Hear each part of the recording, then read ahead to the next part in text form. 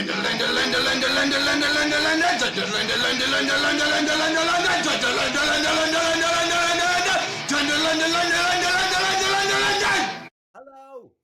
we're back with another one of these things in someone else's house. Our throw has just fallen off and we're trying to style it out here. I've been in the studio for the month. I haven't been home for a very long time. I feel like the wild man of fucking Borneo. I probably look a bit like him as well, but it's all good. It's all good. I'm absolutely fucking shattered, and I'm at that point, you know, in tiredness where everything gets a little bit psychedelic and everything's funny. And I'm at that point where everything is fucking funny now, especially the fact that I'm here with a Mickey Mouse throw, and it's fucking lovely, and I'm going to claim it. It's mine, and the first question is, do you know how funny you are? Asks Kira K. Do I know how funny I am? I've been listening to your stories on this podcast since the beginning. You're one of the most entertaining podders out there. Thank you, my friend. Well, I had someone give me a bit of an insult about podcasting the other day, and I think it was born from a place of envy. But no, yes, I do know how funny I am because my uncles are funny. And they always made me laugh. Geordies are a funny bunch of fuckers. I don't know what it is. I think it's because born into hardship and a work ethic, born into graft, you've got to make light of things. When I was growing up, the Thatcher woman, I can't even say her full name, and the horrible cunt that followed her, I can't say his name either. I think John Major comes out my tongue better than Margaret Thatcher. But anyway, that bunch of absolute satanic Tory wankers closed down all the mines and all the industry, and no one had any jobs, and the jokes never stopped. And that was the thing I always remember about growing up in the northeast, was that the conditions almost made the humour. They didn't maintain the humour despite the conditions. It's almost like the hardship made the humour. You had to make light of things. So I kind of understand how funny I probably am, but obviously, like being interesting or beautiful or humble, you don't know. People tell you that you're that. You're not that yourself. So I don't know how funny I am. But I'm glad that you like it though, Kira, because, you know, especially when things are crazy busy at the moment and you're not even in your right mind. You're just plowing through, not questioning anything. And then someone taps you on the shoulder and you go, hey, it's good that. And fucking hell, being so busy I didn't even realise. So yeah. Thank you very much, Kira. I like to think that I'm fairly funny, but I'm not as funny as a lot of people I could mention, because I'm tired. And that's why I'm probably not as funny as a lot of people I could mention. I'm not as funny as I could be. But if it's good enough for you, it's good enough for me, and that's good enough for everyone. I'm waffling, but I will do this. We're going to do an extra long podcast now because we missed one last week, and we're going to do this. I've had about 2 hours sleep, so it's going to go off in tongues on this one. We're going to be speaking in languages that very few people have ever heard before, and it's going to be interesting. Like I say, it's going to be psychedelic, but I've got a pint of beer here. My beautiful little boy just brought me.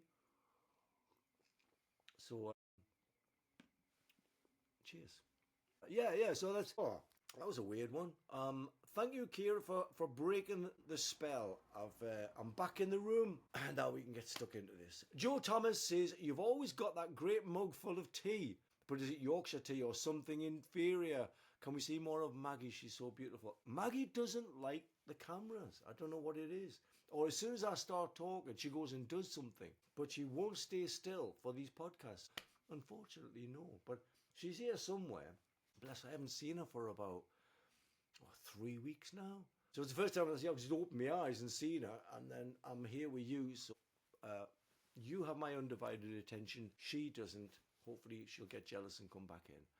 Of course it's Yorkshire tea. What other tea is there? I don't believe there is any more tea apart from Yorkshire tea. All tea looks at Yorkshire tea like musicians look at Ozzy Osbourne. And what a beautiful way to go. What a beautiful way to go. He lasted long enough to do that gig, and then he's like, great, I've said goodbye to everyone, I've done my thing, I'm off now. And there's something just so beautiful about that. And I'm finding there's a lot of that about people seemingly picking the time when they leave. maybe that's something. Maybe you can pick the time when you go. But yeah, this one is for Aussie. It's funny because I was brought up at a time when giants roamed the earth. So the people that I was in awe of were like Phil Lynott and Lemmy and Ozzy and a number of, I mean, this is before your Dave Lee Roths hit the scene. You know, gods, real proper gods. And he's the last one of that lot. They're all gone now. So it's time for me to rise up and accept the mantle of rock god that I should have always been destined to be, but didn't want the job until all the old school died. But I'm happy to take it, happy to do it. Still got a full head of hair, most of my own teeth, although they are getting more and more battered every time I get on stage. Yeah, things are going well. I'm feeling really fucking good, really good. Such a great vibe on this album. We've had producer Phil come down, who also happens to be a guitar expert, so he's found us some guitar tones from Marshall 800, Marshall 900, Vox AC15, would you believe? Just great. We've got this amazing energy within this band now. I want to get out on the road and I want to start playing gigs, because we're not just playing music. We're not just going to turn up and play music. We're turning up and we're bringing this energy, and we've named it Northern Spirit because that's the title of the next album. And we've got a little sigil that we've got, so we know what it looks like. But man, we fucking definitely know what it feels like, and we want to go. Well, I want to start playing smaller venues in out of the way places. I want to bring this energy to people because I feel like we're like a bunch of medical experts bringing relief to places that need it. It's an amazing energy. The last day of the session, we had a video crew down. Someone's making a documentary about me. You'll see it, and it's fun. Great guy. But his cameraman was looking through the video monitor in the studio to look at the live room, and there's fucking orbs flying every which way. And I know a lot of you lot believe in this because we had them in my place up in Yorkshire. There's fucking millions of these things. Well, this guy was a really logical, pragmatic fella, and he's saying, well, it must be dust. It must be flies. But the fact of the matter is they were all going in different directions, different speeds, different sizes, and he sat there. I left the room and I came back and he's still looking at this screen. He's going, I can't understand what it is, you know. He's doing all of the things it could possibly be and went through his mind, and he still couldn't understand what it was. And I said, it's the energy. The energy that we're creating is making this, what we see as orbs, or look like flecks of dust or round things or whatever. That's like if we, energy is non-physical, so it's from a fourth dimension. If you put your three-dimensional finger into a two-dimensional world, it wouldn't see a finger attached to a person with all this going on. It would just see a big round black blob, coming into action. And that's what's going on here. Energy is not limited to time, space. If you're feeling something, it can be felt at exactly the same time on the opposite side of the world. That's how energy works. It has no distances to go. It's energy. If we're feeling and creating and adding to an energy, it goes beyond the cosmos. So wherever consciousness comes from, wherever energy derives, we're talking to it in real time. Boom, like that.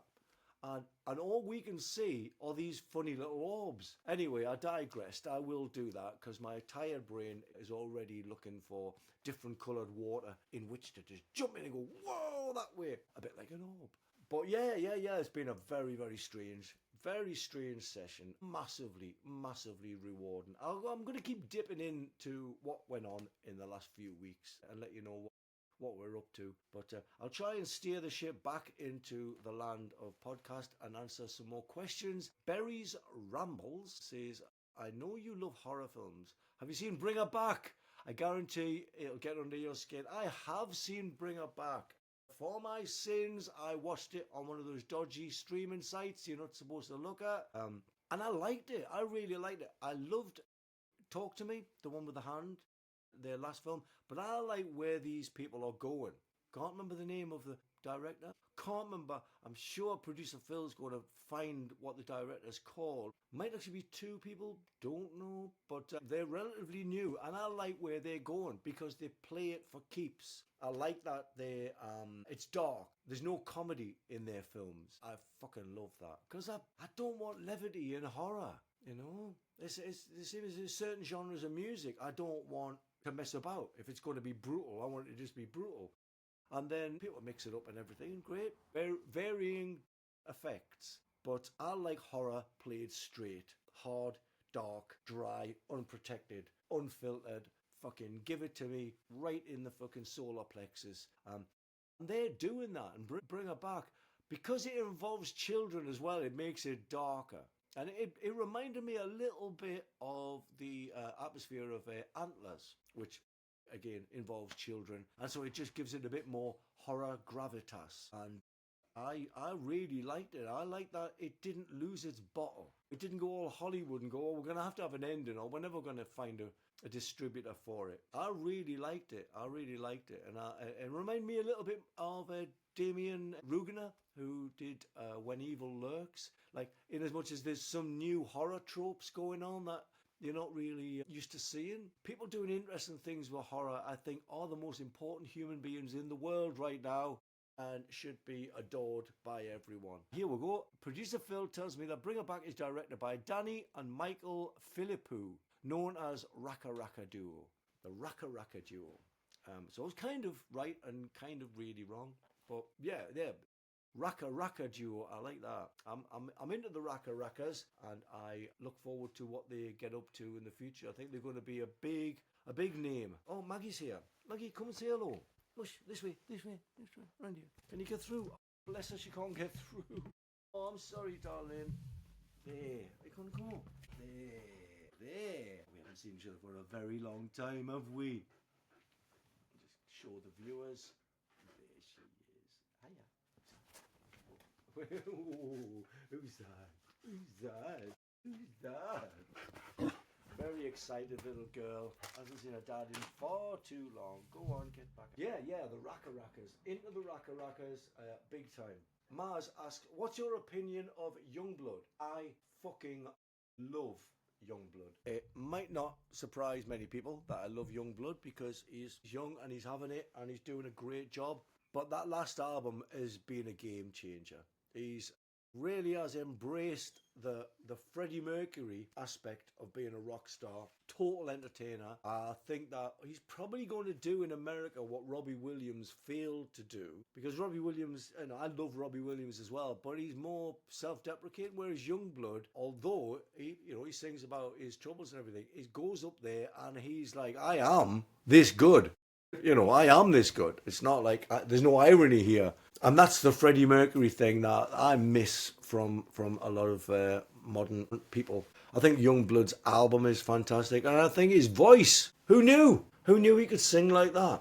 Now, producer Phil knows Yungblud's family and he's got some really interesting things. But Yungblud comes from, he's the real deal. It's not a trust fund kid, hasn't come through with business and all the rest of it behind him, record company backing. He's done it all independent. He's done it all with the right intentions, and it's exponentially getting bigger because he's touching people one-on-one, fan by fan. The only way to do it. Now, this is the TikTok generation. People tell me, including my own children often, that, Dad, things have changed. This is the way you do it now. And the jury's still out. I'm willing to be educated by the benefits of TikTok and all the virtues that it bestows on young musicians, but I'm not seeing a lot of it. I'm not seeing anything other than instant gratification and even instant get taken away and someone else gets your seat. It just seems like it's not sustainable. It's not something that you've crafted through graft like Yungblud has. He's went out there and he's played it live.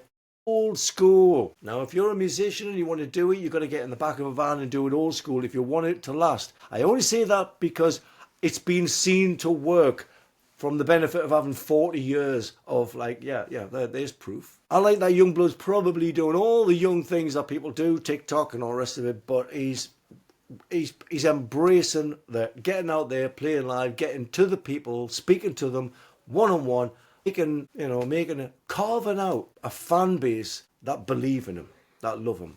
He's doing everything right, and to top it all off, his fucking voice is tremendous. What pipes! I didn't even know people sang like that anymore. I think he's fucking fantastic. And I tell you who I've just got into is Chappell Roan. I hadn't heard Chappell Roan. And our producer, Jim Pinder, his daughter said, check out Chappell Roan. And I didn't even...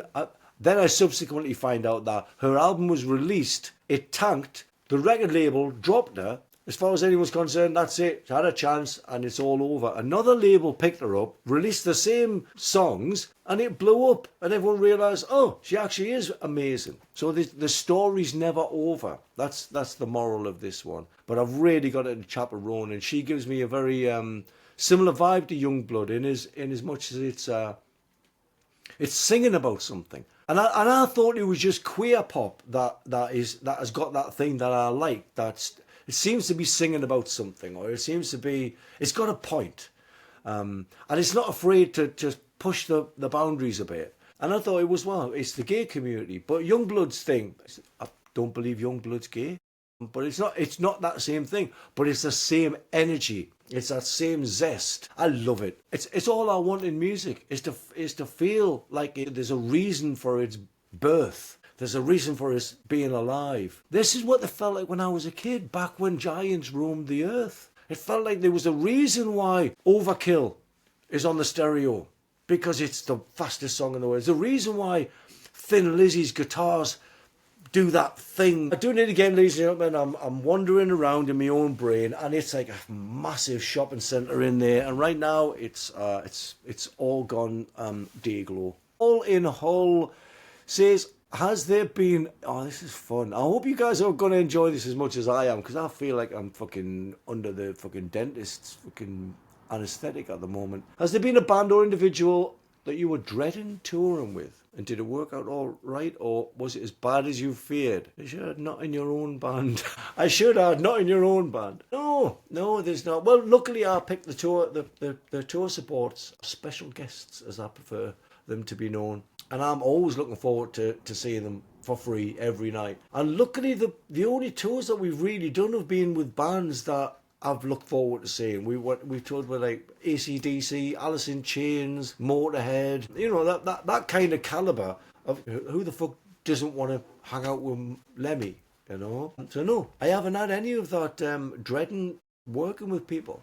I'm sure there's been people that have dreaded working with me. I think it works, the shoe being on the other foot, but I can't think of anyone that I've been dreading working with, apart from certain band members. I'm lucky in that respect. I'm really lucky. I think I've dodged a few bullets like that. I don't know what it is. I think because I came into this, like I say, when giants roamed the earth, I came into this with an awe, but it was never a kind of, well, I'll do this for a bit and then I'll get a real job. It was like all my heroes were older than me, so it was okay to be older. So it never occurred to me that this is a part-time thing, or this is not going to last for my whole life. So I think I've always had that mentality of, this is what I do, this is what I am. I don't play music, I am music. And I'm really lucky that I've got to tour with a lot of bands who feel like that, or have been the people that Motorhead and AC/DC that inspired me to feel like that in the first place.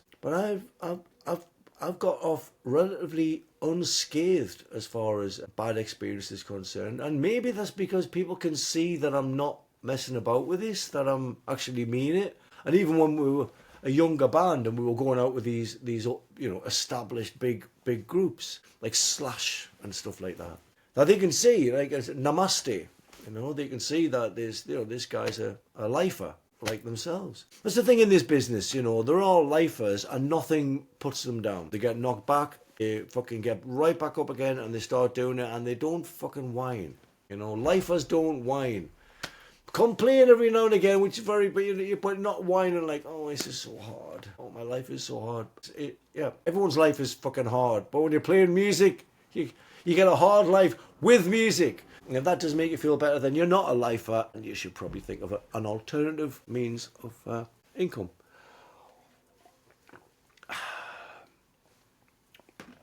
I'm tired and I'm worn, but I'm feeling fucking good. I've got a day off today where I get to be with you guys. And then tomorrow we're driving out to Holmfirth for the warm-up show for Steelhouse. And then Steelhouse is the day after. And so that'll be the culmination of all of the crazy activity that's happened this month. And then after this month, fuck all. I'm going back to the countryside and there's nothing to do and I've got all the time in the world in which to not do it. It's a wonderful life if you let it be, you know. It's a wonderful life if you let it be. And you just accept how things are and it pays back dividends, you know. Using the energy, just using that energy and sticking with it. Right, Jake Roberts.